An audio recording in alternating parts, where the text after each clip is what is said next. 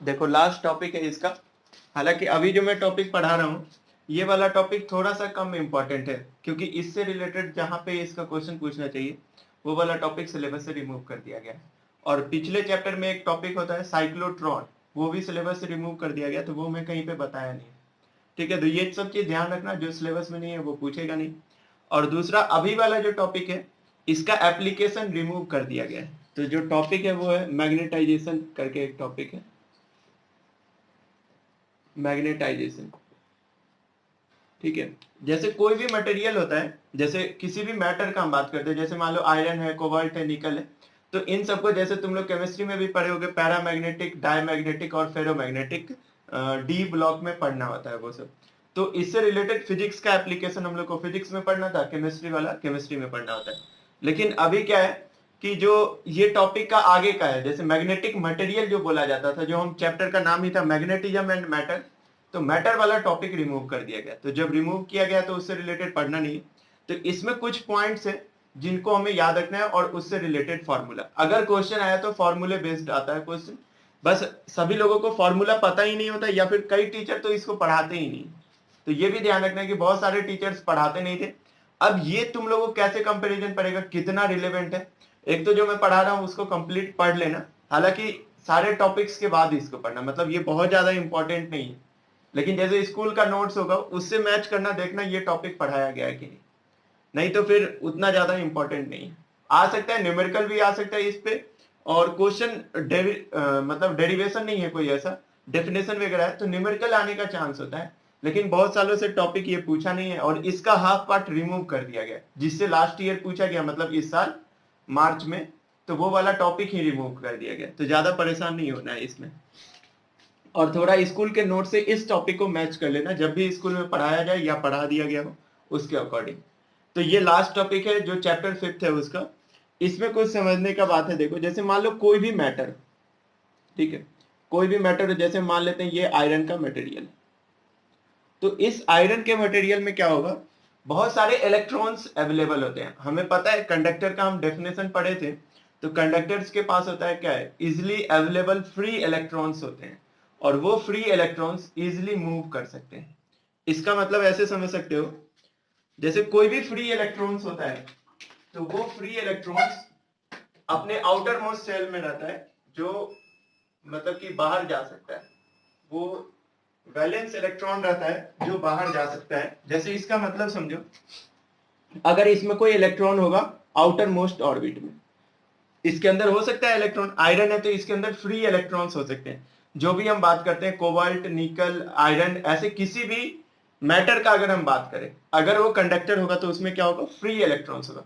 Free electrons कहने का मतलब क्या होता है, जैसे कोई मेटल है तो उस मेटल का जो आउटर मोस्ट इलेक्ट्रॉन होगा वो फ्री टू मूव होता है। जैसे अगर सोडियम को देखोगे तो उसके आउटर मोस्ट में 1 इलेक्ट्रॉन होता है, और वो इलेक्ट्रॉन फ्री टू मूव होता है, वो जा सकता है, वो बाउंडेड नहीं। तो क्या होता है कि पहला चीज तो ये ध्यान रखना है कि ये इलेक्ट्रॉन्स फ्री टू मूव होते हैं।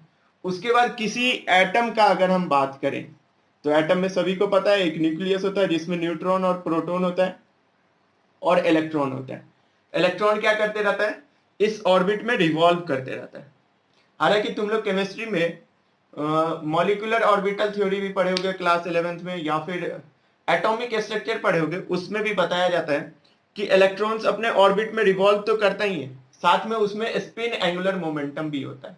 अब ये सब चीज कैसे समझ सकते हो, तो ऐसा कोई डायग्राम तुम लोग कभी ना कभी केमिस्ट्री में पढ़े होगे, ऐसा कुछ। और इसको हम क्या बोलते हैं, स्पिन एंगुलर मोमेंटम या स्पिन मोमेंट बोलते हैं। एक पॉजिटिव है तो दूसरा, मतलब एक ऊपर है तो दूसरा नीचे, +1/2 -1/2, ऐसा कुछ ना कुछ पढ़े होगे। तो इलेक्ट्रॉन अपने ऑर्बिट में मूव कर रहा है, कैसा मोशन कर रहा है ये, सर्कुलर मोशन। और इसमें जितने इलेक्ट्रॉन्स होंगे वो अपनी जगह पे बैठ के सर्कुलर मोशन वगैरह कर रहा होगा, और साथ में जो इलेक्ट्रॉन्स होता है उसमें स्पिन एंगुलर मोमेंटम भी होता है। ये सारा चीज समझने का बात है कि ये सब कहां से आया है और कैसे एक्सप्लेन किया जाता है। तो अगर हम किसी एक इलेक्ट्रॉन को देखें, तो वो इलेक्ट्रॉन क्या कर रहा होगा, इसमें मोशन कर रहा होगा, कैसा मोशन, सर्कुलर मोशन कर रहा होगा। और तुम लोग को याद होगा लास्ट चैप्टर में हम लोगों ने पढ़ा था, अगर कोई चार्ज किसी फिक्स सर्कुलर ऑर्बिट पे मोशन कर रहा होगा, तो ऐसे मान लो मोशन कर रहा होगा, इलेक्ट्रॉन ऐसे कुछ जा रहा होगा, तो इसके जस्ट अपोजिट डायरेक्शन में करंट फ्लो हो जाता है। ठीक है, लेकिन ये इतना स्मॉल होता है कि हम लोग को पता भी नहीं चलता, फील भी नहीं होता। एक इलेक्ट्रॉन बहुत माइन्यूट सा पार्ट है, तो इसके कारण से फील वगैरह नहीं होते रहता। तो इस चीज के कारण से जो करंट फ्लो होता है, हमें पता है किसी सर्कुलर ऑर्बिट में अगर करंट फ्लो होता है तो वहां पे मैग्नेटिक मोमेंट बताया जाता है NIA से। ठीक है, मैग्नेटिक मोमेंट किससे बताया जाता है? NIA। ये N होता है नंबर ऑफ टर्न्स, I होता है करंट और A होता है एरिया। ये सारा चीज चैप्टर 4 में मैं बताया हूं, जिनको नहीं याद होता है होगा वो एक बार रिवाइज करके देखना।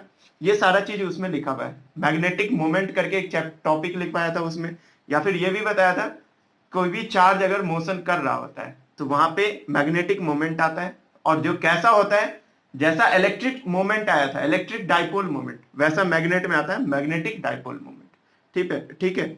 और उसका फॉर्मूला क्या होता है? NIA। A होता है एरिया, I होता है करंट, और M क्या होता है? Magnetic moment. करंट कैसे प्रोड्यूस हुआ यहाँ पे? क्योंकि चार्ज यहाँ पे क्या कर रहा है? चार्ज यहाँ पे सर्कुलर मोशन कर रहा है। तो सर्कुलर मोशन कर रहा है जिस इलेक्ट्रॉन, तो उसके अपोजिट डायरेक्शन में करंट फ्लो होता है। तो ओवरऑल यहाँ पे एग्जिस्ट क्या हुआ देखो, इस मैटर के अंदर जैसे आयरन था, तो आयरन के अंदर छोटा छोटा मैग्नेटिक डाइपोल बन जाएगा। क्या बन जाएगा? छोटा छोटा मैग्नेटिक डाइपोल, जिसका डायरेक्शन रैंडम होता है। ठीक है, ये मैग्नेटिक डाइपोल है। अब तुम लोग को ये सारा चीज फील नहीं हो रहा होगा, तो इसके लिए मैं पुराना कुछ टॉपिक को रिकैप कराता हूं, ताकि तुम्हें फील हो कि मैग्नेटिक डाइपोल होता क्या है एक्चुअली, या जो हम बात करें ये सारा डायरेक्शन का, इसका मतलब क्या होता है। तो इसके लिए देखो पुराना कुछ बात बताता हूं। जैसे अगर मान लो -Q चार्ज हो और +Q चार्ज हो, हम इलेक्ट्रोस्टैट्स का बात कर रहे हैं, -Q चार्ज और +Q चार्ज, और इनके बीच का सेपरेशन वेरी स्मॉल हो, जिसको हम लिखते हैं 2a। ठीक है, या फिर L लिखते हैं या फिर 2a लिखते हैं। तो -Q चार्ज और +Q चार्ज जिनके बीच में सेपरेशन वेरी स्मॉल हो, तो वहां पे एग्जिस्ट क्या करता है? There exist a electric dipole. ऐसा डेफिनेशन बताया था वहां पे। जो लोग रिवाइज वगैरह कर रहे होंगे पुराना, उनको ठीक से याद रह रहा होगा ये सारा पॉइंट। तो -Q चार्ज और +Q चार्ज है, इनके बीच का सेपरेशन स्मॉल है, तो यहाँ पे क्या एग्जिस्ट करता है? There exist a electric dipole, जिसको कैलकुलेट किया जाता है charge into length, Q into 2s। ठीक है, और इलेक्ट्रिक डाइपोल का जो डायरेक्शन होता था वो नेगेटिव से पॉजिटिव चार्ज की ओर होता था। ये बात कहाँ का था? इलेक्ट्रोस्टैट्स का। अब क्या होता है कि हम जो चैप्टर पढ़े मैग्नेटिक फील्ड, इसमें कैसा होगा, तो हम बात करते हैं बार मैग्नेट का। बार मैग्नेट में भी एक नॉर्थ पोल होता है और एक साउथ पोल होता है। नॉर्थ पोल को हम बोलते हैं पॉजिटिव पोल, और साउथ पोल को बोलते हैं नेगेटिव पोल। जितना मैग्नीट्यूड पॉजिटिव पोल का होगा, उतना ही मैग्नीट्यूड किसका होता है? नेगेटिव पोल का। तो कुछ ऐसा ही फील आ रहा है यहाँ पे, जैसे यहाँ नेगेटिव चार्ज पॉजिटिव चार्ज था, वैसे यहाँ नेगेटिव पोल, वो नेगेटिव पोल और ये पॉजिटिव पोल है। ठीक है, और यहाँ पे बोला जाता है pole strength, this is +QM and this is -QM। अगर और भी अच्छे से देखोगे, मान लो इसको मैं साउथ बोल दूं और इसको बोल दूं नॉर्थ, तो क्या होगा? यहाँ पे हो जाएगा -QM और यहाँ पे हो जाएगा +Q। साउथ को हम नेगेटिव लिखते हैं और नॉर्थ को पॉजिटिव। अब यहाँ पे -QM और +QM क्या है? तो QM होता है पोल स्ट्रेंथ। जिस तरह से यहाँ पे चार्ज होता है, उसी तरह इसका नाम होता है पोल स्ट्रेंथ। ये वाला टॉपिक भी रिमूव किया गया, लेकिन समझो यहाँ पे क्या होता है। तो जिस तरह से चार्ज के बीच का अगर सेपरेशन स्मॉल हो जाता है, तो वहां पे क्या एग्जिस्ट करता है? इलेक्ट्रिक डाइपोल, और वहां पे निकालते क्या है? Dipole moment. उसी तरह यहाँ पे कोई मैग्नेट में नेगेटिव स्ट्रेंथ है और ये पॉजिटिव स्ट्रेंथ है, तो यहाँ पे एग्जिस्ट करेगा मैग्नेटिक डाइपोल। और मैग्नेटिक डाइपोल जो M निकाला जाता है, वो बार मैग्नेट के केस में निकाला जाता है, जैसे QM इंटू लेंथ। ठीक है, QM इंटू लेंथ। और अगर हम सर्कुलर मोशन का बात करेंगे, तो वहां पे निकाला जाता है M = NIA से। ठीक है, तो मेरे हिसाब से ये सारा पार्ट सभी को समझ में आया होगा। और यहाँ पे जो मैग्नेट, बार मैग्नेट के लिए जो डायरेक्शन होता है, वो साउथ से नॉर्थ की ओर होता है। कहां पे होता है? साउथ से नॉर्थ की ओर होता है। फिर बोलोगे कि इसका डायरेक्शन क्या होगा, तो याद करो वहां पे मैं बताया था, करंट का डायरेक्शन देख के राइट हैंड थंब रूल लगा लो। राइट हैंड थंब रूल लगाएंगे तो मैग्नेटिक मोमेंट का डायरेक्शन क्या आया? बाहर आया यहाँ पे। तो ऐसा छोटा छोटा जो एटम है, उस छोटे छोटे एटम का जो इलेक्ट्रॉन रिवॉल्व कर रहा है, उसके कारण से मैग्नेटिक डाइपोल आएगा, और सबका मैग्नेटिक डाइपोल कुछ ऐसा होगा, हर एक डायरेक्शन में फैला होगा। इस मैटर के अंदर का बात हो रहा है, इस आयरन के अंदर का बात हो रहा है। और ये सारा जो एरो है, ये क्या डिनोट कर रहा है? Magnetic moment of atom. ये बताओ यहां तक सभी को समझ में आया कि नहीं? इसमें किसी को कोई दिक्कत है तो पूछ लो, तो फिर आगे पढ़ाई करेंगे। रिकॉर्डिंग स्टार्ट है। सबको स्क्रीन विजिबल है या प्रॉब्लम है? ठीक है, बाकी लोग बताओ। ठीक है, तो पहले तो ये वाला चीज जो है इसको अच्छे से समझ लो। क्या हो गया?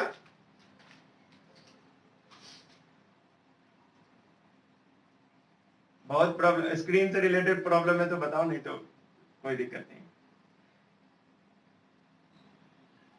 ठीक, चल तो देखो यहाँ पे ये वाला जो टॉपिक है ना, इसको समझना ज्यादा है, इसमें लिखवाने वाला चीज नहीं है। तो मैं कोशिश किया हूं कि ये वाला एक्सप्लेन करूं कि किस तरह से मैग्नेट के अंदर या कोई भी मटेरियल के अंदर मैग्नेटिक डाइपोल पहले से रहता है। वो किसके कारण से रहता है? वो जो उसके एटम है छोटे छोटे, उसके जो इलेक्ट्रॉन रिवॉल्व कर रहे होंगे उसके कारण से मैग्नेटिक डाइपोल आता है। सबसे ज्यादा यहाँ पे कंट्रीब्यूशन इस चीज का होता है। दूसरा कंट्रीब्यूशन क्या होता है, तो तुम लोग को ऐसा पढ़ाया गया होगा केमिस्ट्री में, या फिर याद हो अगर तुम्हें, तो एक बोला जाता है इलेक्ट्रॉन अपने ऑर्बिट में रिवॉल्व करता है। वो तो ये हो गया, ठीक है, ये ऑर्बिट में रिवॉल्व कर रहा है। यहाँ पे जो इलेक्ट्रॉन होता है ना, उसमें भी स्पिन एंगुलर मोमेंटम होता है। वो अपने प्लेस पे जो आगे बढ़ रहा है उसमें भी घूमते रहता है। इसको तुम ऐसे समझ सकते हो, अर्थ दो चीज कर रहा होता है, अपने एक्सिस पे रोटेट भी कर रहा है और साथ में एक रिवॉल्यूशन भी कर रहा है सन के चारों ओर। उसी तरह इलेक्ट्रॉन न्यूक्लियस के चारों ओर रिवॉल्यूशन भी कर रहा है और साथ में यहाँ पे ये वाला जो पार्ट है इसमें अपने ऑर्बिट पे रोटेट भी कर रहा है, जिसको हम बोलते हैं स्पिन एंगुलर मोमेंटम। ये तो बहुत दूर की बात है, क्वांटम मैकेनिक्स वगैरह, जिसको फिजिक्स में बहुत ज्यादा इंटरेस्ट होगा, हायर स्टडीज में फिजिक्स वगैरह लेगा, उसको ये सब चीज पढ़ना आता है। हम लोग को उतना ही पढ़ना है जितना 12th में आता है। तो ये वाला डायरेक्शन याद रखें। ये किसके कारण से आया? तो किसी भी आयरन या किसी भी मैटर के अंदर देखोगे तो ये सारा चीज प्रेजेंट होता है। जो भी तुम मैटर देखते हो उसके अंदर ये प्रेजेंट होता है, लेकिन इसका इतना इफेक्ट कम है कि हम लोग को कोई फर्क नहीं पड़ता है। फर्क कब पड़ेगा? जब इसका वैल्यू ज्यादा होगा। अगर मान लो कोई वायर हम छूते हैं और वायर में करंट ही फ्लो नहीं कर रहा है तो करंट हमें लगेगा ही नहीं। लेकिन अगर कोई वायर में करंट फ्लो हो रहा है तो हम छुएंगे तो उसी समय खत्म हो गए। तो इफेक्ट नेग्लिजिबल होने के कारण से यहाँ पे पता नहीं चल पाता है, लेकिन ये ऐसा चीज होता है। ठीक है, ये सारा चीज एग्जिस्ट करता है। अब क्या होता है कि इसी आयरन को उठा के हम ले गए कहीं ऐसे जगह जहां पे पहले से मैग्नेटिक फील्ड प्रेजेंट है। ये कैसे हम कर सकते हैं? तो याद होगा तुम लोग को, मैंने सोलेनॉइड वाला जो टॉपिक पढ़ाया था, उस सोलेनॉइड के अंदर बताया था कि अगर सोलेनॉइड के अंदर सॉफ्ट आयरन कोर को डाल दिया जाए, अगर सोलेनॉइड के अंदर सॉफ्ट आयरन कोर को हम डाल देंगे तो उस सोलेनॉइड का प्रॉपर्टीज और बढ़ जाता है, क्योंकि सोलेनॉइड के अंदर जो सॉफ्ट आयरन कोर है वो मैग्नेटिक फील्ड को बढ़ा देता है। या फिर ऐसा भी एक टॉपिक बताया था, मूविंग कॉइल गैल्वेनोमीटर में रेक्टेंगुलर फ्रेम के अंदर हम यूज करते थे सॉफ्ट आयरन कोर। वो क्यों यूज करते थे? तो वो क्या करता है, एक्सटर्नल मैग्नेटिक फील्ड में अपना मैग्नेटिक फील्ड कंट्रीब्यूट कर देता है, और कंट्रीब्यूट किया तो एड अप हो गया मैग्नेटिक फील्ड, मतलब मैग्नेटिक फील्ड जितना चाहिए था उससे ज्यादा है, जो हमारे लिए बेनिफिशियल है। तो वैसा कुछ यहाँ पे भी हमें पढ़ना है। जैसे मान लो यहाँ पे एक एक्सटर्नल मैग्नेटिक फील्ड का बात, ठीक है। अब एक्सटर्नल मैग्नेटिक फील्ड मिलेगा कैसे? तो एक्सटर्नल मैग्नेटिक फील्ड मिलने का बहुत सारा तरीका है। पहला तरीका तो होता है जो सबसे सिंपल है कि इस मैटर जो आयरन है इसके आसपास में किसी मैग्नेट को लाके रख दो। अब जैसे ही मैग्नेट आएगा तो उसका जो नॉर्थ पोल होगा वहां से मैग्नेटिक फील्ड लाइंस निकलेंगे और साउथ की ओर जाएगा। मान लो ये आयरन का एक स्मॉल सा पीस है और वहां पे आसपास में हम एक मैग्नेट को लाके रख दिए, तो मैग्नेट से नॉर्थ क्या होगा, नॉर्थ जो हमारा पोल है वहां से मैग्नेटिक फील्ड लाइंस निकल के साउथ की ओर जा रहा होगा, तो वहां पे एक्सटर्नल मैग्नेटिक फील्ड आ गया। दूसरा तरीका क्या है, इस आयरन पीस के बगल में एक करंट कैरिंग कंडक्टर रख दो। करंट कैरिंग कंडक्टर क्या प्रोड्यूस करता है? मैग्नेटिक फील्ड प्रोड्यूस करता है। तो भी क्या होगा, एक्सटर्नल मैग्नेटिक फील्ड इसको मिल गया। या फिर सर्कुलर कॉइल रख दो, सर्कुलर कॉइल भी क्या करेगा, current carrying conductor always produce magnetic field, और हमें चाहिए एक्सटर्नल मैग्नेटिक फील्ड। मतलब इस आयरन को या तो हम क्या कर दें, किसी दूसरे मैग्नेट के पास में रख दें, या फिर इस आयरन के पास में हम किसी करंट कैरिंग कंडक्टर को रख दें तो भी इसको एक्सटर्नल फील्ड मिल जाएगा। ऐसा समझो, एक सोलेनॉइड था, सोलेनॉइड के ऊपर हम क्या किए थे, वायर्स को रैपिंग किए थे। रैपिंग करने से क्या हुआ था कि इस रैपिंग करने से इसमें करंट फ्लो हुआ था, तो करंट फ्लो होने के कारण से मैग्नेटिक फील्ड आया था, और जब मैग्नेटिक फील्ड आया था तो अंदर हमने एक सॉफ्ट आयरन को रखा था जिसमें मैग्नेटिक फील्ड और ज्यादा हो जाता है। वो क्यों होता है वो हम समझते हैं। ये सारा फिगर बनाने का नहीं है, जो फिगर बनाना होगा वो मैं एक्सप्लेन कर दूंगा तुम्हें, ये वाला बनाना है बस, बाकी सारा चीज नहीं बनाना है, ठीक है। तो देखो क्या होता है यहाँ पे, जैसे ही हम एक्सटर्नल मैग्नेटिक फील्ड को देंगे, तो एक्सटर्नल मैग्नेटिक फील्ड को देने के बाद ये सारा जो डाइपोल है इसमें से मैक्सिमम मैग्नेटिक फील्ड के डायरेक्शन में अलाइन हो जाता है, ठीक है। और वो डिपेंड करता है मटेरियल पे, अगर मटेरियल अपोजिट नेचर का होगा तो वहां पे और कम कर देगा मैग्नेटिक फील्ड को, लेकिन ऐसा मटेरियल जो हमें हेल्प करे मैग्नेटिक फील्ड को बढ़ाने में, वैसे का नाम होता है, एक एग्जांपल है उसका सॉफ्ट आयरन को, ठीक है। तो जैसे एक्सटर्नल मैग्नेटिक फील्ड आया, इसके अंदर का जो डाइपोल था सबको एक डायरेक्शन में कर दिया, और कौन से डायरेक्शन में, जिस डायरेक्शन में एक्सटर्नल मैग्नेटिक फील्ड था, जिस डायरेक्शन में एक्सटर्नल मैग्नेटिक फील्ड था। तो सबसे पहले तो ये फिगर बना लो, उसके बाद कुछ डेफिनेशन पढ़ाना है इसमें, वो पढ़ाऊंगा।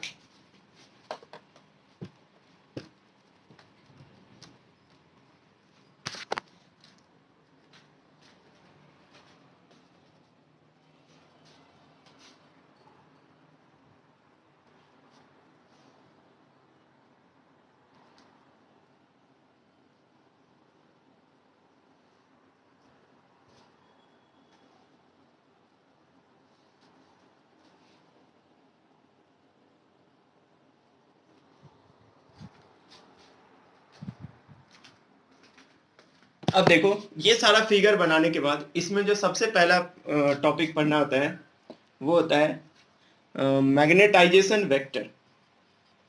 नाम याद रखना बस, और इसका यूनिट देखो, सारे क्वांटिटी का ना यूनिट याद रखना, यूनिट का वहां पे नीड पड़ेगा तुम्हें। मैग्नेटाइजेशन वेक्टर, एनसीईआरटी में सिर्फ मैग्नेटाइजेशन लिखा हुआ है। मैग्नेटाइजेशन वेक्टर आई से डिनोट होता है, लेकिन एनसीईआरटी वाले एम से डिनोट किए गए। क्यों हम लोग नहीं करेंगे एम से डिनोट, क्योंकि हमें पता है पहले से हम एम को डिनोट करते हैं मैग्नेटिक मोमेंट या मैग्नेटिक डाइपोल मोमेंट से। तो मैग्नेटाइजेशन वेक्टर को हम लोग आई वेक्टर से डिनोट करते हैं, और इसको डिफाइन किया गया है, I vector is equal to magnetic moment,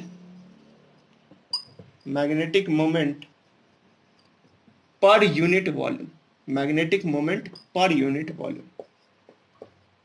किसी यूनिट वॉल्यूम में जितना मैग्नेटिक मोमेंट वहां पे है उसको अगर हम देखेंगे तो वही क्या कहलाएगा, मैग्नेटाइजेशन वेक्टर। मान लो एक छोटे से इस रॉड में यूनिट वॉल्यूम का अगर हम बात करें तो इस यूनिट वॉल्यूम में कितना मैग्नेटिक मोमेंट यहाँ पे है, वही क्या कहलाता है, मैग्नेटाइजेशन वेक्टर। मान लो ये छोटा सा हमने एक यूनिट देखा, इसके अंदर ये सारे बहुत सारे हैं यहाँ पे, तो इंटेंसिटी जो मैग्नेटाइजेशन वेक्टर होगा वो किसके इक्वल होता है, magnetic moment per unit volume. मतलब मैग्नेटिक मोमेंट को वॉल्यूम से डिवाइड कर देंगे तो क्या आ जाएगा, मैग्नेटाइजेशन वेक्टर आ जाएगा।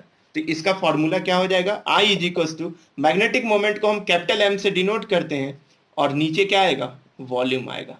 तो ये फॉर्मूला हम याद रखेंगे। अब देखो मैग्नेटिक मोमेंट, मैग्नेटिक मोमेंट का फॉर्मूला क्या था, तो मैग्नेटिक मोमेंट का फॉर्मूला होता है NIA।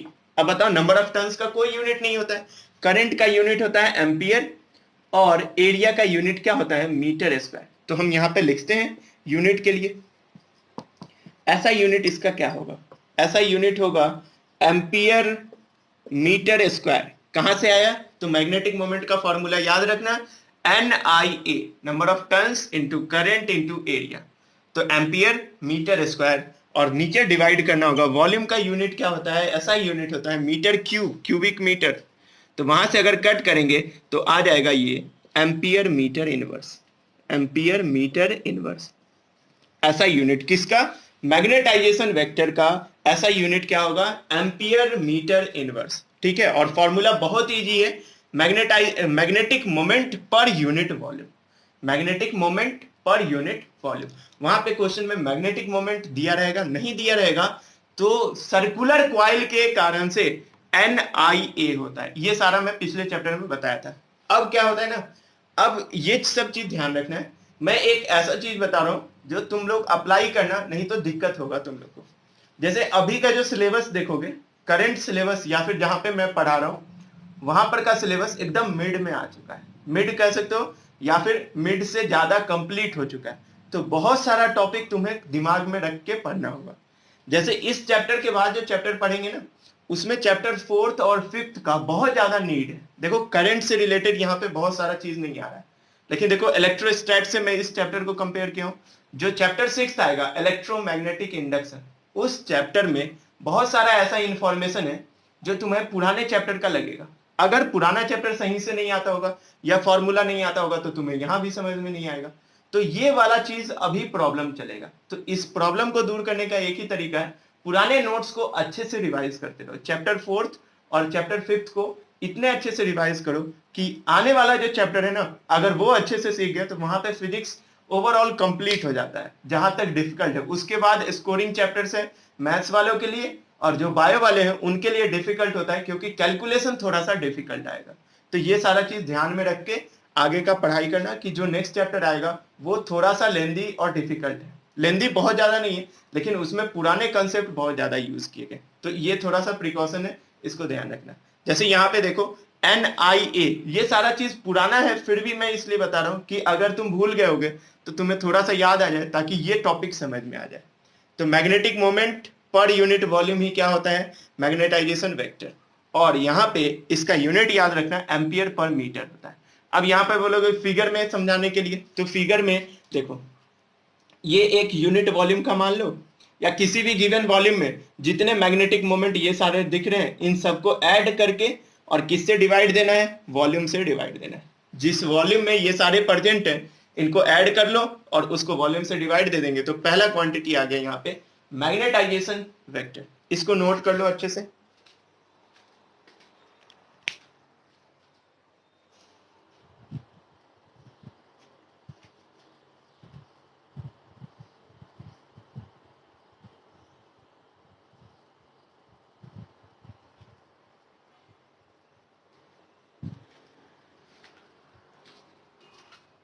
इसके बाद देखो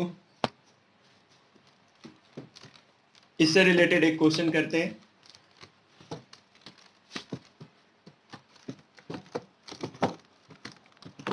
अब एक पॉइंट नोट करके यहां पे लिखवा दे रहा हूं। किसी भी बार मैग्नेट में एक पोल होता है साउथ पोल और एक पोल होता है नॉर्थ पोल। जो नॉर्थ पोल होता है उसको पॉजिटिव मानते हैं और जो साउथ पोल होता है उसको नेगेटिव। यहाँ पे QM क्या है, पोल स्ट्रेंथ, पोल का स्ट्रेंथ कितना है ये, ठीक है। और जो भी बार मैग्नेट है वो किसके तरह बिहेव करता है, bar magnet behaves as a, bar magnet behaves as a magnetic dipole. किसके तरह बिहेव करता है ये, मैग्नेटिक डाइपोल के तरह बिहेव करता है। और मैग्नेटिक डाइपोल को हम M से ही डिनोट करते हैं। अगर सर्कुलर कॉइल होगा तो हम कैसे लिखते हैं, number of turns into current into area, या फिर रेक्टेंगुलर कॉइल होगा तो भी सारे कॉइल्स वगैरह में हम क्या करते हैं, करंट को एरिया से मल्टीप्लाई करके, अगर नंबर ऑफ टर्न्स होगा तो उससे भी मल्टीप्लाई कर देते हैं।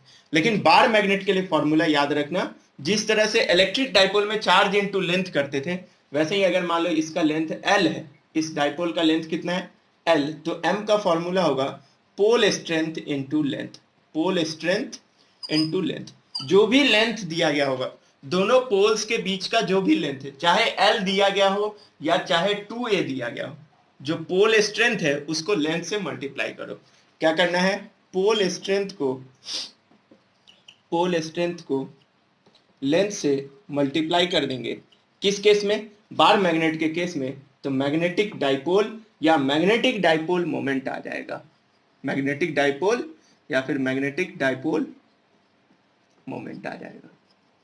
ये याद रखना है। अब देखो यहां से हमें मैग्नेटिक डाइपोल का पुराना ही यूनिट याद रखना है। क्या यूनिट होता है, एम्पियर मीटर स्क्वायर होता है। ये वाला यूनिट याद रखना है, ठीक है, ampere metre square. Current into area करते थे तो करंट का यूनिट एम्पियर होता है और एरिया का मीटर स्क्वायर, तो ये याद रखना है। इसको कॉपी में लिख लो, इससे रिलेटेड एक क्वेश्चन है एनसीईआरटी में।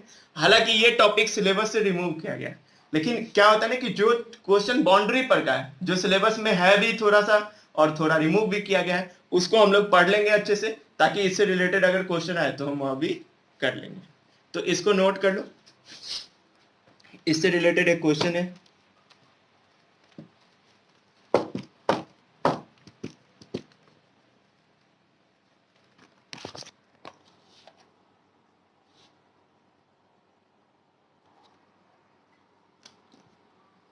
क्वेश्चन है, for a bar magnet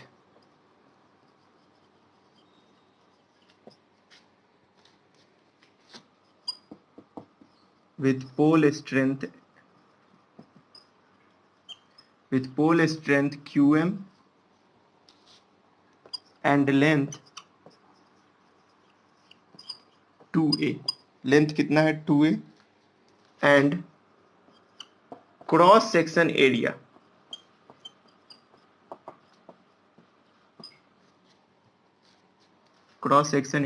a, calculate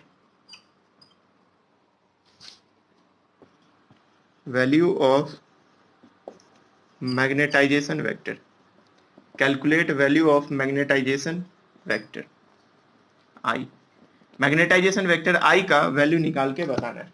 जब बार मैग्नेट दिया गया है, देखो बार मैग्नेट होता है ना, वो क्यूबॉइडल शेप होता है, ठीक है, कैसा शेप होता है, क्यूबॉइड का शेप होता है उसमें। तो इसका जो क्रॉस सेक्शन एरिया है ये दिया गया है ए। जैसे कोई ब्रिक्स को ले लो, किसी ब्रिक्स को ले लो, तो जो सामने वाला जो ये वाला लेंथ होता है उसको एल बोलेंगे, और जो पीछे साइड से जो है उसका पार्ट उसको हम क्रॉस सेक्शनल एरिया क्या बोलेंगे, ए। तो इसका लेंथ दिया गया है एल, नहीं, कितना लेंथ दिया गया है 2a, तो इसका लेंथ दिया गया है 2a, और जो क्रॉस सेक्शन एरिया है वो कितना दिया गया है a। ठीक, निकालना क्या है हमें, हमें निकालना है मैग्नेटाइजेशन वेक्टर। तो अब बताओ मैग्नेटाइजेशन वेक्टर किसके इक्वल होता है, I is equal to magnetic moment per unit volume. अब मैग्नेटिक मोमेंट डाइपोल मोमेंट, इसके लिए मैग्नेटिक मोमेंट या मैग्नेटिक डाइपोल मोमेंट जो बार मैग्नेट होता है उसके लिए क्या होता है, पोल स्ट्रेंथ इनटू लेंथ, और नीचे क्या आएगा वॉल्यूम। तो देखो पोल स्ट्रेंथ कितना है QM, और लेंथ कितना है, लेंथ है 2a, ठीक है भाई। वॉल्यूम का फॉर्मूला क्या होता है क्यूबॉइड के केस में, length into breadth into height, या फिर हम दूसरा फॉर्मूला देखें तो इस एरिया को अगर हम लेंथ से मल्टीप्लाई कर देंगे तो भी वॉल्यूम आ जाएगा, क्योंकि ये वाला एरिया तो हमें पता है ना, और उसके जस्ट अपोजिट फेस पे जो लेंथ है वो हम देख लेते हैं। यहां से ये वाला जो नीचे वाला जो फेस है इसका लेंथ और इस वाले फेस का एरिया अगर मल्टीप्लाई करेंगे तो वॉल्यूम आ जाएगा। तो वॉल्यूम को लिख सकते हैं एरिया इनटू लेंथ जो कितना है 2a, तो 2a से 2a कट जाएगा, QM अपॉन a आ जाएगा। अब देखो इंटेंसिटी मैग्नेटाइजेशन वेक्टर का जो यूनिट होता है वो क्या होता है, एम्पियर मीटर इनवर्स। तो यहाँ पे लिख देंगे एम्पियर मीटर इनवर्स, इसमें कंफ्यूज नहीं होना है। यूनिट हम कहाँ से निकालते थे, यूनिट हम पहले वाले चैप्टर, पहले वाले टॉपिक में पढ़ लिए थे कि मैग्नेटाइजेशन वेक्टर का यूनिट होता है एम्पियर मीटर इनवर्स, और फॉर्मूला याद रखो magnetic moment per unit volume, magnetic moment charge pole strength into length, pole strength यहाँ पे QM ही दिया गया है और लेंथ दिया गया है इनका 2a, तो लेंथ इंटू पोल स्ट्रेंथ, और नीचे क्या आएगा वॉल्यूम, वॉल्यूम क्या होगा area into length, area a है और लेंथ 2a, तो ये लेंथ से ये लेंथ कैंसल आउट हो जाएगा, QM अपॉन a। आंसर क्या होगा इसका QM अपॉन a, और यूनिट क्या होगा एम्पियर पर मीटर बोलो या एम्पियर मीटर इनवर्स, इसको नोट करो।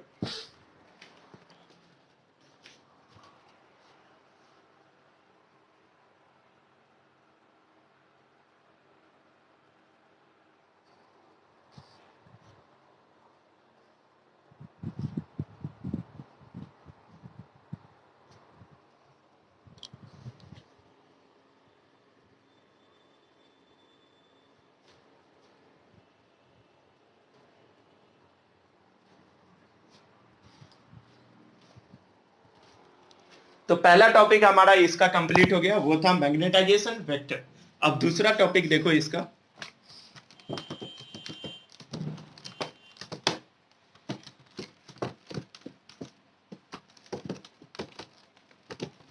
जो दूसरा टॉपिक है हमारा इसमें वो है मैग्नेटिक इंटेंसिटी। अब नाम देखो सारा नाम एक ही जैसा है, अभी था मैग्नेटाइजेशन वेक्टर, अभी आया मैग्नेटिक इंटेंसिटी, या फिर इसका एक और नाम होता है magnetising field intensity, magnetising field intensity, दो नाम होता है इसका, ठीक है। और दोनों का मतलब सेम होता है, डिनोट करते हैं एच, एच से डिनोट करते हैं, मैग्नेटिक इंटेंसिटी बोला जाए या फिर मैग्नेटिक फील्ड इंटेंसिटी, दोनों वर्ड का मतलब सेम है।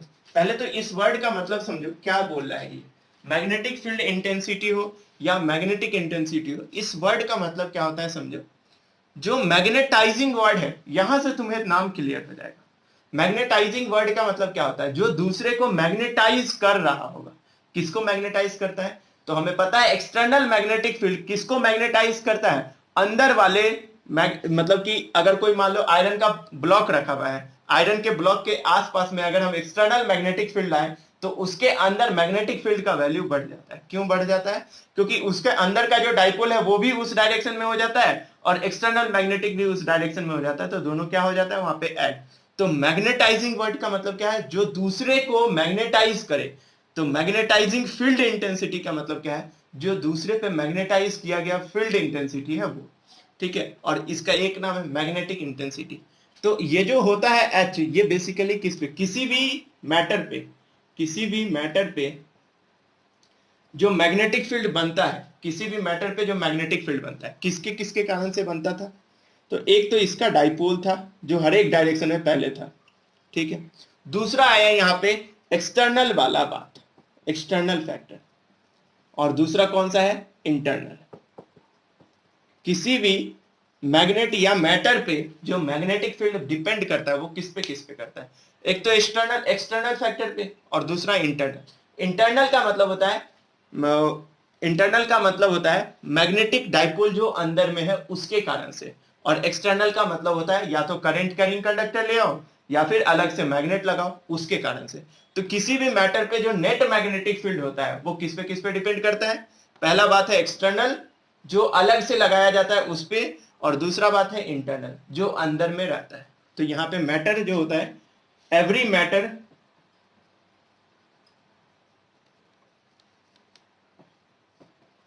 every matter gets net magnetic field, net magnetic field due to two factor, दो फैक्टर होता है, एक तो एक्सटर्नल वाला होता है और दूसरा इंटरनल।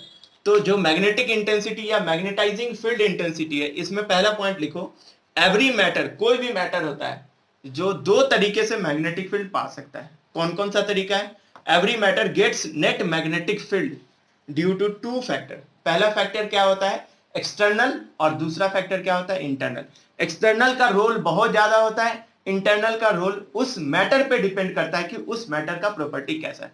जैसे मान लो ये मार्कर प्लास्टिक का है, यहाँ पे हम किसी, ये मैटर है और इस मैटर के बाहर हम एक्सटर्नल मैग्नेटिक फील्ड है, तो ये ऐसा मटेरियल है जो एक्सटर्नल मैग्नेटिक फील्ड को और कम कर देता है इसके अंदर। क्यों कम कर देता है, क्योंकि इसके अंदर वाला जो मटेरियल है वो सपोर्ट नहीं करता है मैग्नेटिक फील्ड को। लेकिन यहीं पे आयरन ले आओ, आयरन क्या करेगा, एक्सटर्नल मैग्नेटिक फील्ड मिला और इसके अंदर का जो डाइपोल है वो भी एक्शन में आ चुका है, वो भी उसी डायरेक्शन में हो गया जिस डायरेक्शन में एक्सटर्नल। तो दोनों ऐड करके वहां पे का मैग्नेटिक फील्ड क्या कर देता है, बढ़ा देता है। तो वो वाला टॉपिक हम पढ़ने वाले हैं। Every matter gets net magnetic field due to two factor. पहला फैक्टर क्या होता है, एक्सटर्नल, और दूसरा फैक्टर क्या होता है, इंटरनल। तो ये सारा पॉइंट अभी हम लोग पढ़ेंगे। तो पहला फैक्टर क्या है हमारे पास, एक्सटर्नल, और दूसरा होता है इंटरनल। तो एक्सटर्नल में हमें लिखना है, एक्सटर्नल वाले में लिखना है, एक्सटर्नल किसके कारण से होता है, like current carrying conductor, like current carrying conductor, या तो हम उस मैटर के आसपास में कोई करंट कैरिंग कंडक्टर ले आए, जैसे मान लो स्ट्रेट करंट कैरिंग कंडक्टर ले आए तो वहां पे आसपास में मैग्नेटिक फील्ड हो गया, या फिर और लाइक करंट कैरिंग कंडक्टर और बाई अ बार मैग्नेट, उस मैटर के आसपास में बार मैग्नेट को ले आए या कोई भी तरह का मैग्नेट को ले आए, तो वहां पे एक्सटर्नल फैक्टर आ जाएगा। इंटरनल फैक्टर किसके कारण से होता है? तो ड्यू टू अलाइनमेंट ऑफ, इस वर्ड को नाम को याद रखना, अलाइनमेंट ऑफ। अलाइनमेंट होता है कि जिस डायरेक्शन में एक्सटर्नल मैग्नेटिक फील्ड है उस डायरेक्शन में अंदर वाला मैग्नेटिक डाइपोल भी उसी डायरेक्शन में हो गया। अलाइनमेंट मतलब दोनों पैरेलल होना, जैसे एक्सटर्नल यहां पे जैसा है वैसा इंटरनल वाला भी हो गया। तो एक्सटर्नल किसके कारण से आता है? लाइक करंट कैरिंग कंडक्टर और बाय अ बार मैग्नेट। बार मैग्नेट ले आओ या करंट कैरिंग कंडक्टर, उससे किसी भी मैटर के आसपास में मैग्नेटिक फील्ड एक्सटर्नली हम प्रोवाइड कर सकते हैं। और इंटरनल किससे होता है? तो due to alignment of magnetic dipole, due to alignment of magnetic dipole.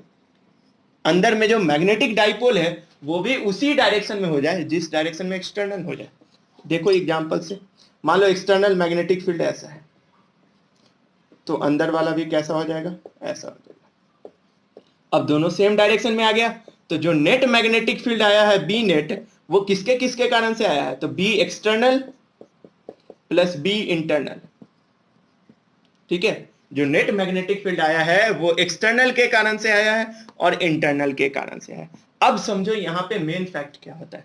ये फैक्ट ये होता है कि जो अंदर वाला है ना, ये ऐसा आदमी है, ये ऐसा मैग्नेटिक डाइपोल होता है जो बाहर वाले पे डिपेंड करता है। मतलब अंदर जो मैग्नेटाइजेशन हो रहा है या मैग्नेटाइजेशन वेक्टर है वो किस पे डिपेंड कर रहा है? बाहर वाले एक्सटर्नल मैग्नेटिक फील्ड। जितना ज्यादा बाहर वाला होगा उतना ज्यादा अंदर वाला भी होगा, जितना कम बाहर वाला होगा उतना कम बाहर अंदर वाला भी होगा। तो जो अंदर वाला है इंटरनल, वो किस पे डिपेंड कर रहा है? ओवरऑल एक्सटर्नल वाले पे डिपेंड करता है। तो ये चीज को ध्यान रखना है कि जो हम बी नेट लिखते हैं वो किसके किसके कारण से लिखते हैं?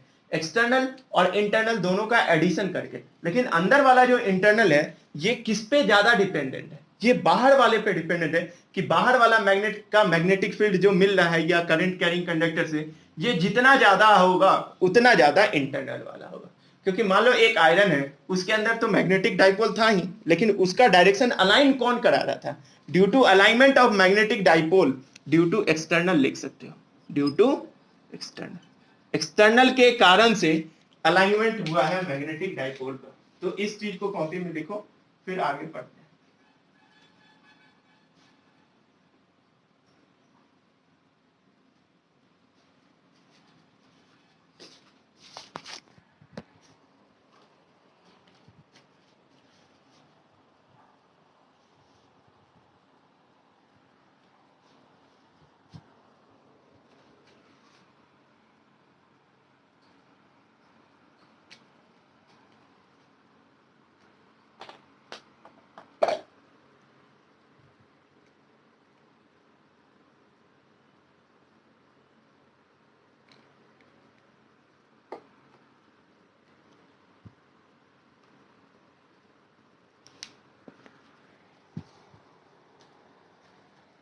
अब देखो यहाँ पे, अब थोड़ा सा समझने का चीज है।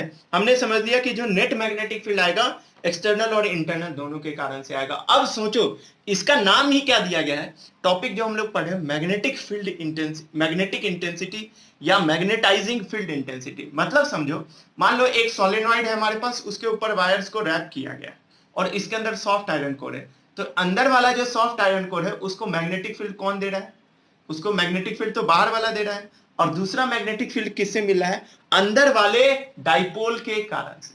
अंदर वाले डाइपोल जो उस डायरेक्शन में आ गए हैं इसके कारण से। अब बताओ डाइपोल आने का मतलब क्या होता है? मैग्नेटाइजेशन, मैग्नेटाइजिंग वेक्टर होता है जो हमने पढ़ के आया था आई।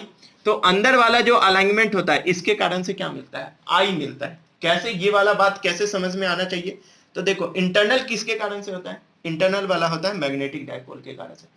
और हमने पढ़ के आया है magnetic dipole per unit volume is given by I. I क्या होता था? Magnetisation vector. मैग्नेटाइजेशन वेक्टर क्या होता है? Magnetic dipole per unit volume. मतलब इंटरनल किस पे डिपेंड करता है? आई पे डिपेंड करता है। ओवरऑल एकदम एग्जैक्टली सेम नहीं होता है, लेकिन इंटरनल किस पे डिपेंड करता है? मतलब internal is directly proportional to intensity magnetisation vector का। जितना ज्यादा मैग्नेटाइजेशन वेक्टर होगा उतना ज्यादा इंटरनल मैग्नेटिक फील्ड होगा। मैंने बताया था जितना ज्यादा अंदर डाइपोल उतना ज्यादा मैग्नेटाइजेशन होगा और उतना ज्यादा इंटरनल मैग्नेटिक फील्ड बढ़ेगा। और बाहर वाला देखो एक्सटर्नल, जो अंदर वाले पे मैग्नेटिक फील्ड को बढ़ाते जा रहा है, वही क्या होता है? Magnetising field intensity.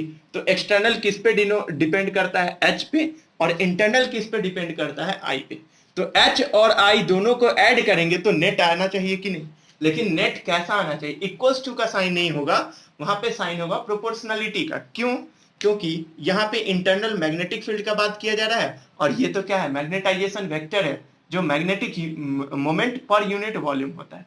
तो यहाँ पे थोड़ा सा प्रोपोर्शनलिटी का साइन आएगा, और इस वाले में भी प्रोपोर्शनलिटी का साइन आता है। तो यहां से आगे समझो, जो बी नेट है हमारा, ये डायरेक्टली प्रोपोर्शनल है किसके किसके, तो H और I के प्रोपोर्शनल है। याद रखना H एक्सटर्नल के कारण से आता है, एक्सटर्नल के कारण से, जैसे सोलेनॉइड के अंदर सॉफ्ट आयरन कोर, और I किसके कारण से आता है, इंटरनल वाले के कारण से। तो यहां से अगर मैं प्रोपोर्शनलिटी साइन हटाऊंगा तो याद करो मैग्नेटिक फील्ड में प्रोपोर्शनलिटी साइन क्या आता था, म्यू नॉट आता था। तो क्या आ गया यहां से, B equals to mu not H plus I, where H is what, magnetic intensity और magnetizing field intensity, I is what, magnetization vector.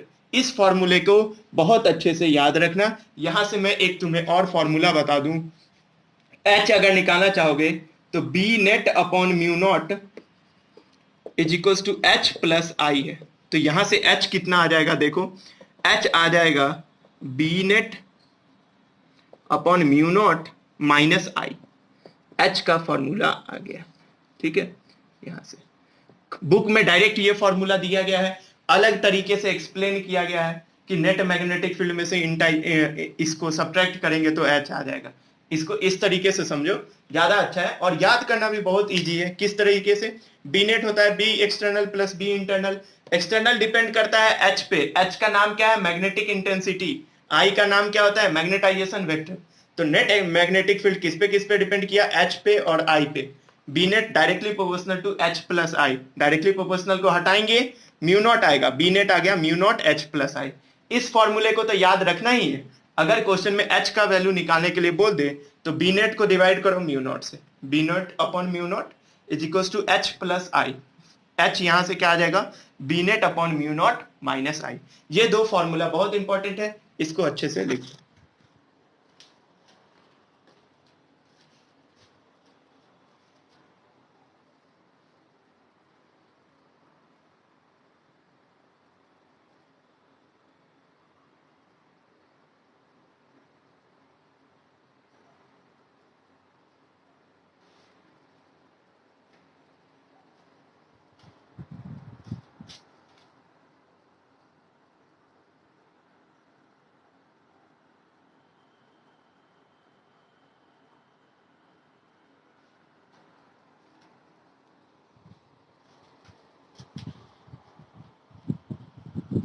अब देखो ये दो फॉर्मूला यहाँ पे हम समझ लिया, एक तो बी नेट का और एक H का। अब इससे आगे क्या क्या होता है ये समझो।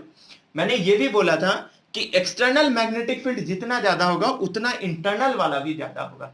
इंटरनल वाला किस पे डिपेंड करता है, इंटरनल वाला डिपेंड करता है डाइपोल मोमेंट पे, और दूसरा चीज किस पे डिपेंड करता है, बाहर वाला जितना ज्यादा उतना ज्यादा अंदर वाला। तो इसको अगर मैथमेटिकली हम देखें तो क्या होता है, देखो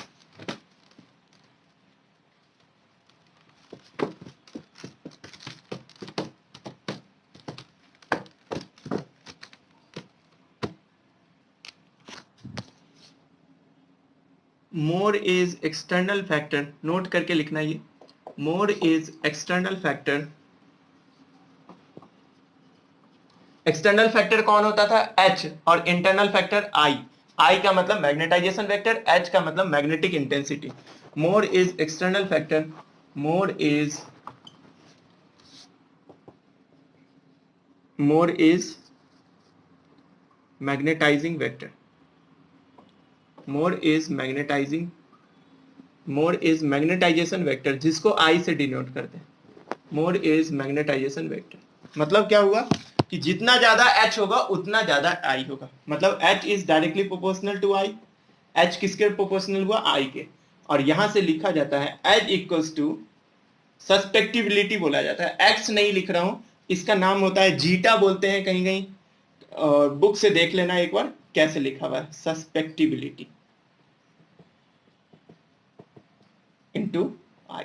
जो प्रोपोर्शनल साइन है इसको हटाएंगे तो यहाँ पे क्या आता है, सस्पेक्टिबिलिटी आता है जिसका वैल्यू 1 से कम होता है या 1 होता है, इससे ज्यादा नहीं हो सकता है। नहीं तो जितना प्रोवाइड कर रहे हैं उससे ज्यादा अंदर वाला मैग्नेटिक फील्ड हो जाएगा, तो फिर दिक्कत है। कोई आदमी दूसरे को उतना ही हेल्प करता है जिससे वो बराबर में आ जाए, उससे ऊपर ना उठ जाए, इतना हेल्प नहीं करेगा कि ऊपर उठ जाए।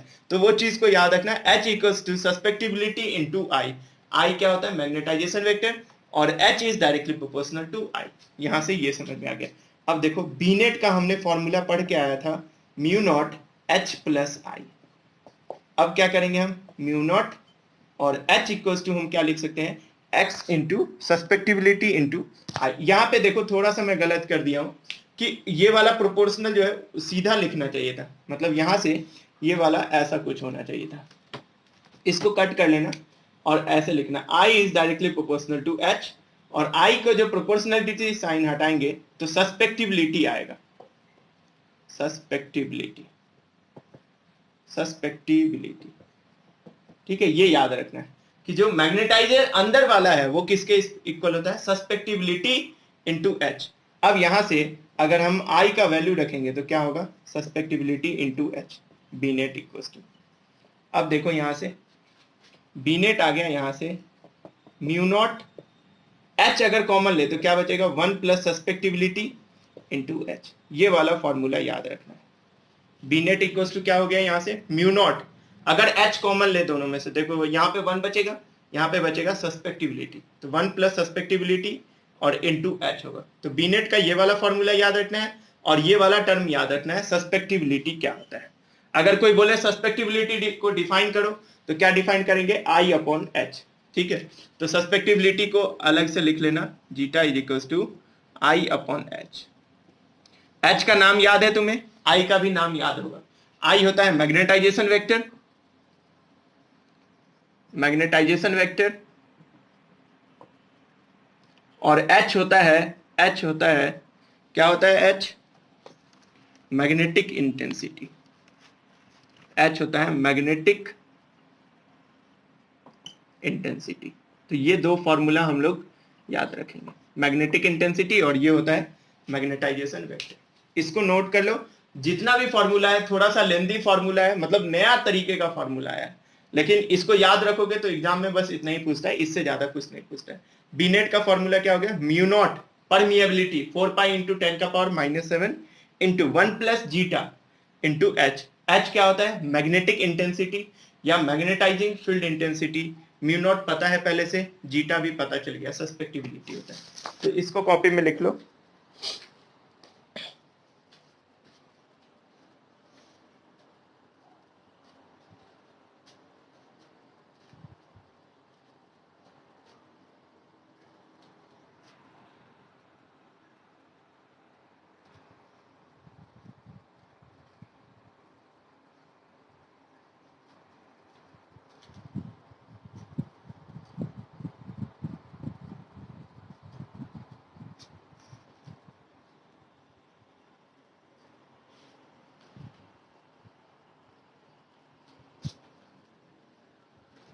तो ये सारा फॉर्मूला याद रखना। अब इस फॉर्मूले में हम लोग क्या कर रहे हैं, एक तो फॉर्मूला हमने ये डिराइव किया बी नेट का सस्पेक्टिबिलिटी के टर्म में, और एक हम लोग पहले से डिराइव करके आए, B net is equal to mu naught I plus H। ये वाला डिराइव करके आए थे पहले। बी नेट इक्वल टू क्या होता है? म्यू नॉट H प्लस आई लिखो या I प्लस H लिखो, दोनों का मतलब सेम होता है। अब यहां से थोड़ा सा अलग हटके डेरिवेशन का एक और पार्ट देख लेते हैं।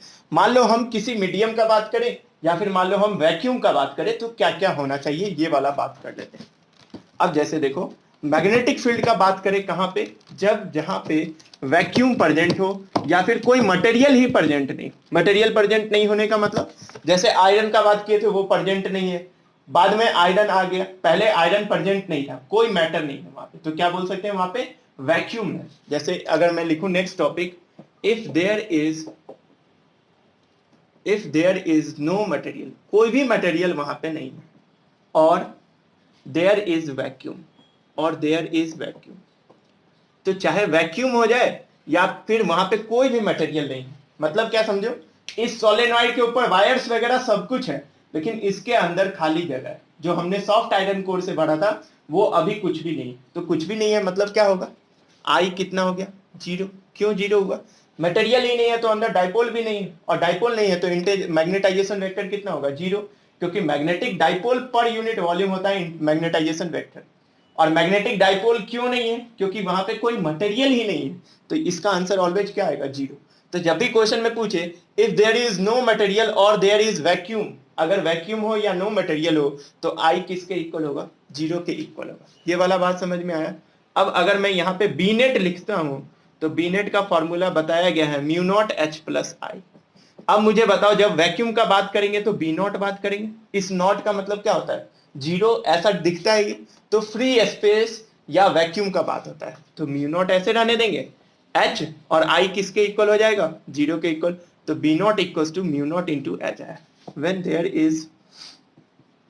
there is no no material, जब कोई भी मटेरियल नहीं रहेगा तो बी नेट इक्वल्स टू हम क्या यूज कर सकते हैं, म्यू नॉट इंटू एच। इसी तरीके से अगर मैं लिखूं किसी मीडियम के लिए, अगर कोई मीडियम वहां पे आएगा तो मीडियम के लिए क्या लिख सकते हैं, B medium is equals to क्या लिख सकते हैं, म्यू मीडियम इंटू एच। ये वाला फॉर्मूला कहां से रिलेट कर पाओगे, तो याद करो इलेक्ट्रोस्टैटिक में जब फ्री स्पेस होता है तो नॉट वर्ड यूज करते हैं, यहां भी नॉट आएगा, नॉट यहां भी आएगा।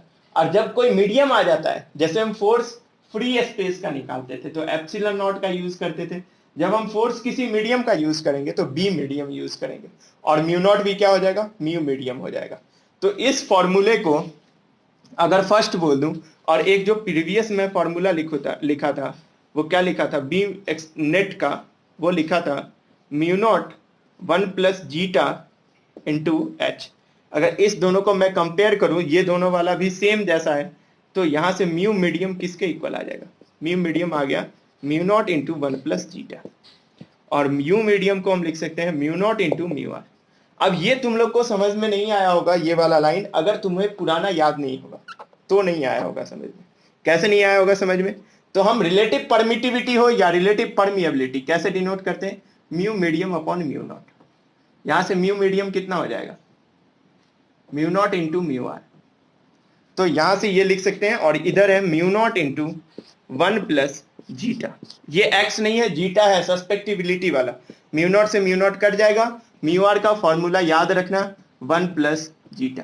अब बोलोगे इस पे लेंदी न्यूमेरिकल आएगा, कभी नहीं लेंदी न्यूमेरिकल आता है, बस क्वेश्चन में सस्पेक्टिबिलिटी दिया रहेगा और तुम्हें म्यू आर निकालना है। कैसे निकालोगे, 1 में उस क्वांटिटी को ऐड कर दोगे, आंसर आ जाएगा, इतना सिंपल क्वेश्चन आता है।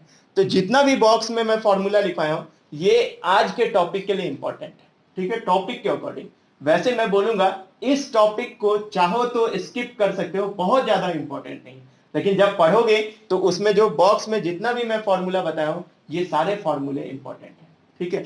तो आज के लेक्चर अगर थोड़ा कम भी समझ में आए तो कोई दिक्कत का बात नहीं है, बहुत ज्यादा क्वेश्चन नहीं पूछा गया, थोड़ा सा लेंदी है, लेकिन जो नीट वगैरह का तैयारी कर रहे हैं, जेईई मेंस का, उनके लिए ये वाला टॉपिक बहुत इंपॉर्टेंट है। ये सारा फॉर्मूला, सिर्फ फॉर्मूला किसी को याद है तो वो बहुत सारे क्वेश्चन, एक दो क्वेश्चन इससे आता है, और वो सिर्फ फॉर्मूला पे आता है। मान लो सस्पेक्टिबिलिटी दिया गया है 0.5, तो म्यू आर कितना हो जाएगा, 1 प्लस 0.5 कितना हो जाएगा, 1.5। तो ऐसे क्वेश्चन वहां पे बनते हैं, तो ये वाला फॉर्मूला याद रखना, इन सभी फॉर्मूला का वहां पे यूज होता है, इसको नोट करो।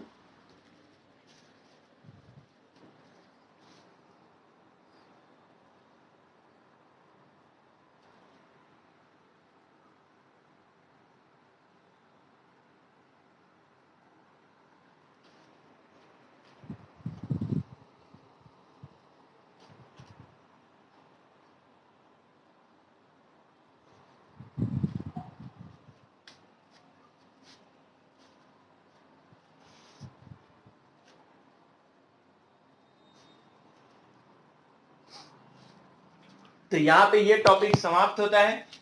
इसके आगे जो नेक्स्ट हम लोग मंडे को पढ़ेंगे वो हम लोग पढ़ेंगे इलेक्ट्रोमैग्नेटिक इंडक्शन। उससे पहले कल का टाइम है, ऐसे तो मैं होमवर्क दिया हुआ हूँ, चैप्टर 4 का जितना भी प्रीवियस ईयर क्वेश्चन है वो सारा सॉल्व कर लेना और उसको भेज देना पीडीएफ बना के। लेकिन साथ में तुम लोग जो चैप्टर 4th और 5th है, चैप्टर 4th को अच्छे से रिवाइज कर लेना, ताकि जो अगला चैप्टर हो ना, इसलिए रिवाइज कर लेना कि अगला चैप्टर समझ में आए, नहीं तो अगला चैप्टर थोड़ा सा पुराने से रिलेटेड, तो वो तभी समझ में आएगा जब हमें चैप्टर 4th और 5th अच्छे से रिवाइज होगा।